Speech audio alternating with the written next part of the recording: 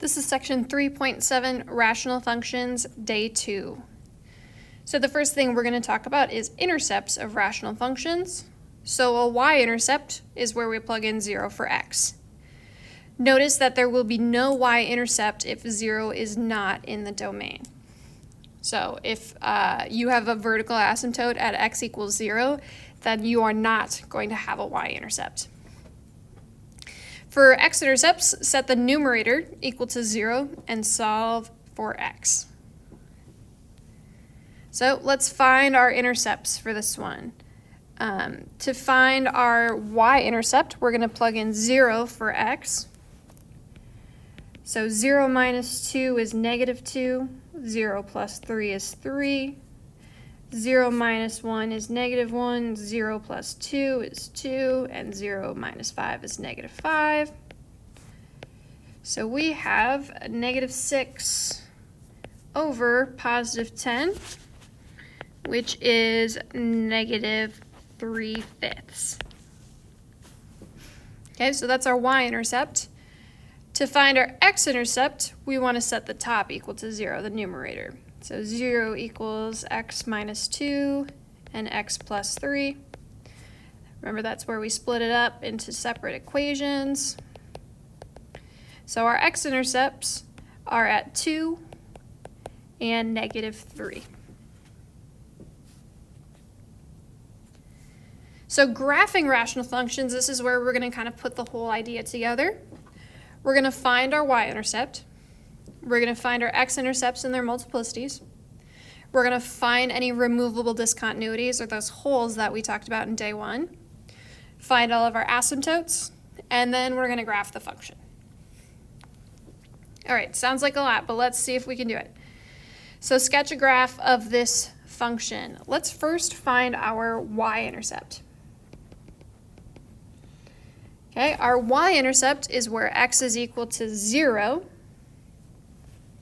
Okay, so just like we did up here, plug in 0 for x.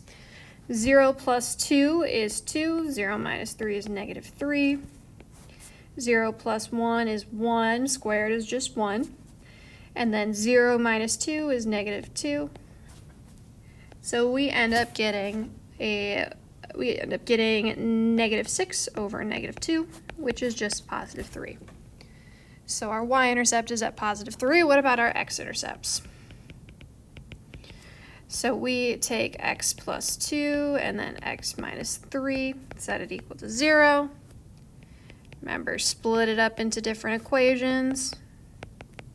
So x equals negative 2 and x equals 3. This time we need to check for multiplicities. Do we have exponents on either of those? Well, in this case, we don't have any exponents, so our multiplicity is just 1 for both of them.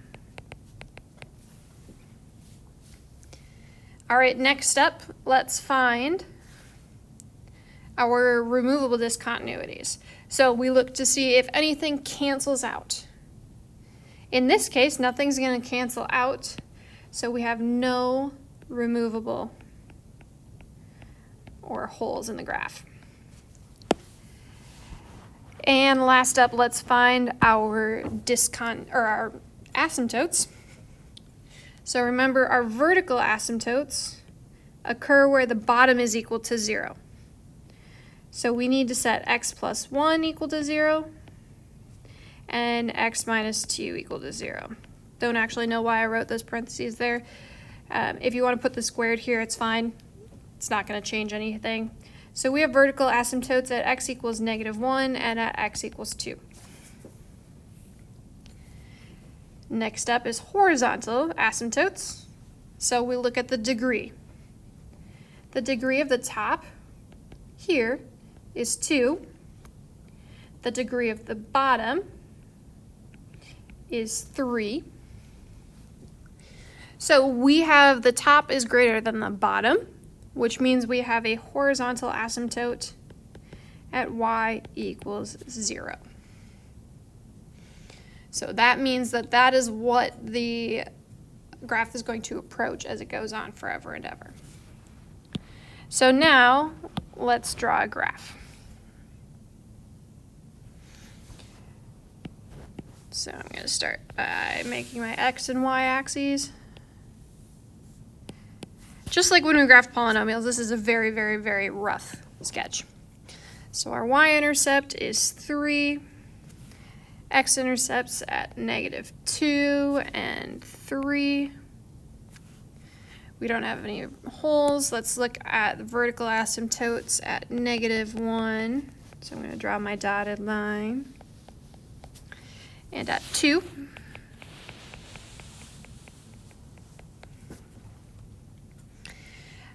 And now, just to get a better picture of it, you can either plug in numbers and try to get more points, or you can look at, oh, I forgot my horizontal asymptote at 0. So right there. Like I said, you can go ahead and find it. Go ahead and graph it on Desmos just to see what it's going to look like. And what this one's going to end up looking like is something like this. Once again, doesn't have to be a perfect sketch. It's just going to give us a general picture. So make sure you're graphing intercepts, any removal discontinuities, and then your asymptotes before you go to Desmos to try to see the picture of the graph.